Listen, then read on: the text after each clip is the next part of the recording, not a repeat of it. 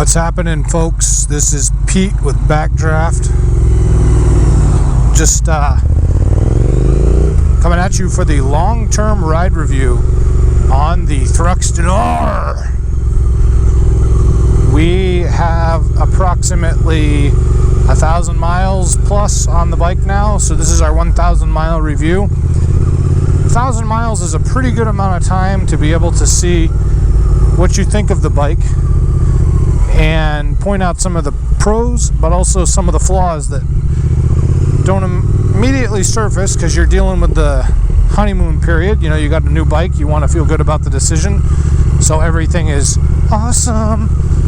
What's happening, boys? But we're at the point now where I feel pretty comfortable with the bike. I like the build, and I'd like to share my thoughts with you guys. So let's start out with the basic component of this bike that really deserves some talking about: the engine. The engine is excellent. 1200, wicked good torque, super good low end drivability, not a crotch rocket, so easy to really drive around, whether you're on a twisty or you're in the city. It's fun. It's got that snap. I love the offset crankshaft, which everybody knows about by now, but that allows this bike to sound more like a V-twin. Now, I've owned Harleys, I've owned Japanese bikes, I've owned German bikes, and you know, I enjoy anything with two wheels. It's a lot of fun. But I will say, like with a Harley, it's nice, but you got to shift right away. The torque doesn't really carry over through the high revs. This bike is not a high revving bike, so to speak. This is a, you know, pretty modest bike. I'm in the wrong lane. But yeah, its torque band is excellent. It's got power all the way up, and it really does make it comfortable to ride. The engine has a tremendous amount of power. With just a few slight modifications, you can easily make this thing a whip-cracking, fire-breathing, one-wheel machine, if you know what I mean. But what do I like about this bike? You know, I had an 800. The 800 was good. By the way, welcome to downtown Portland. You're welcome. Portland, Maine, that is. I had an 800. I like the 800. It was a good strong motor.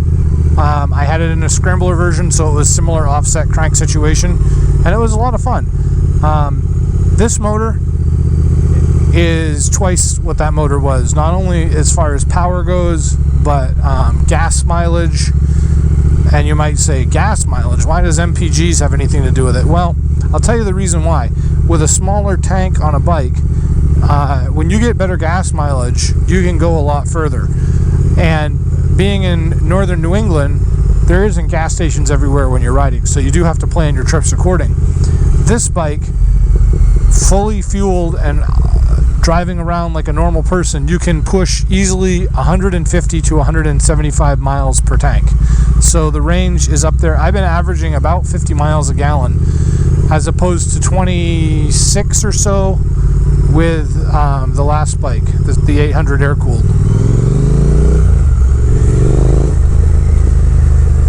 And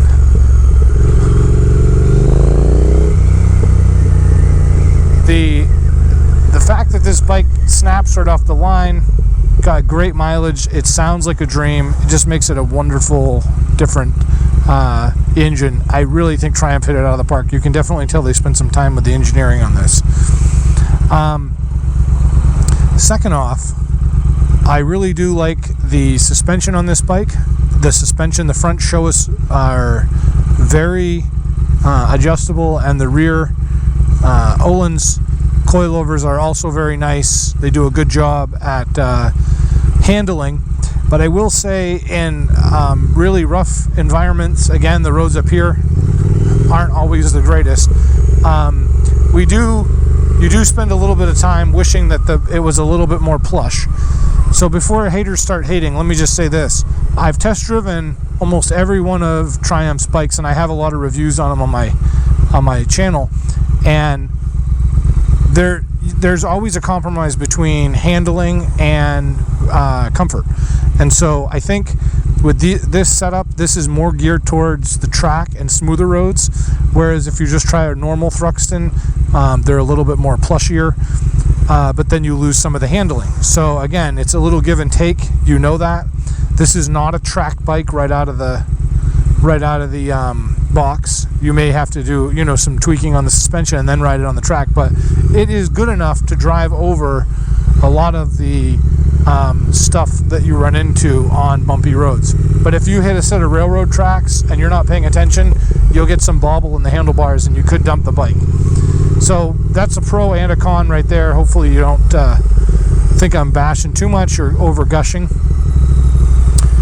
I'm going to try to do a walk around here, up here. I will say also the couple other things that I liked about the suspension is the adjustability, so you're not totally stuck with it immediately. There is, like I said, there is some good adjustability. Okay, let me see if I can find some parking.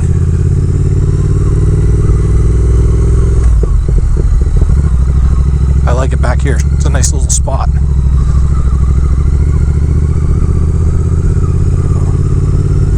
I think this is Wharf A, and it smells like a wharf, let me tell you. Yarr.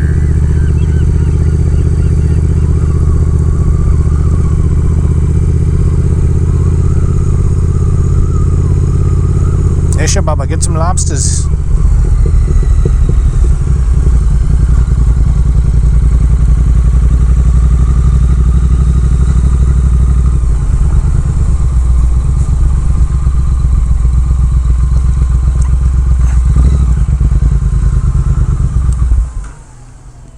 Alright, I'm at the end of the line.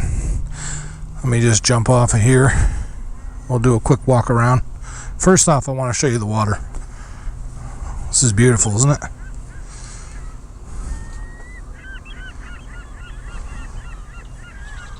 Yes, sir. Okay, so I'm shooting this on a GoPro, so again, the video is probably going to seem a little zoomed out, but I'll try to do my best. The bike's awesome. The engine, I already talked about. The suspension, I talked about. Let me talk about the exhaust. The stock exhaust leaves a little bit to be desired. It's flashy, it's shiny, it weighs quite a bit as opposed to some of the aftermarket options. These are the Vance & Hines Triumph embellished cans. Remove the silencers, they work really well, and they make the bike just so much better. Again, cross pipe has to also be removed as well. So I've got a Motone from my friends at A&J Cycles on there. Those two combinations really make the bike feel nice. I'd like to do a set of pod filters on this and lose the plastic Thruxton covers, but I haven't had enough coin to do that yet, so that's going to be a project soon. It changed the rear seat out to a dual comfort seat. The dual comfort seat allows for a passenger, but actually it feels a little bit more comfortable than the stock standard one. And the stock one is good as well, but the dual comfort's a little better. That'll lead me to a little bit of a con about the bike. Again, haters are going to hate, but the rideability on this bike for a very, very long ride, I did about 300 miles a couple weeks ago. It was good. It wasn't awful, but I stopped for gas, and after I got off, that was at the 200 mile mark. The Batacos were pretty sore. My inner thighs were pretty sore, just because of your riding position. Again, you've got your pelvis and your feet kind of tucked back behind. So it is nice. I do have lower back issues, so I find that it's very comfortable to ride because it forces your lumbar to go forward a little bit, but it's not a Goldwing, and it's definitely not a Tiger adventure bike. This is a Thruxton R, and it's designed to be sporty and cafe. Another pro. the brakes on this bike. The brakes are awesome. I cannot believe how good you can stop. These brakes are probably the best brakes I've ever had on a bike. And I say that without reservation. I know the bike is kind of light compared to some other bikes I've had, but in test driving a lot of Triumph's new bikes, the brakes are very... they leave a lot to be desired. Again, I'm overusing that expression. The brakes on this bike are unbelievable. You grab and they stop. And there's ABS as well, so if you grab too much, they let you know and prevent you from dying.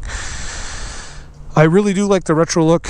Triumph keeps going with their 1200. The HP and the HP and HT, high torque and high power. The carbs look like carbs, but they're obviously the fuel injectors, and they hide all the electronics pretty well. There's not a lot of exposed wiring or sensors or anything really. Everything's well thought out and tucked. So, you know, I all in all, the bike is really good. It is a top tier bike from Triumph, so you're paying the money for it. But if I had to do it again and I was forced with making a decision, I probably would buy another one. I do miss my Tiger. That was a really fun bike to run, but it's a totally different animal. So this bike is cool. I like it a lot. I pulled up to a stoplight today and a Harley came up next to me, and the Harley guy said that he loved the bike, which is cool because Harley guys never say that about Triumphs, right? So it was pretty cool, and it's fast, it's fun, it's not a touring bike, but you can do pretty good rides with it without any discomfort. And riding 2-up is not too bad either. You just have to add rear sets and get the dual comfort seat. All in all, a really good bike. Really happy with it, and no issues with it at all yet. So that's my 1,000 mile review. I'll hit you back up in a couple more 1,000. Talk to you later. Be safe, and remember, keep one wheel on the ground at all times.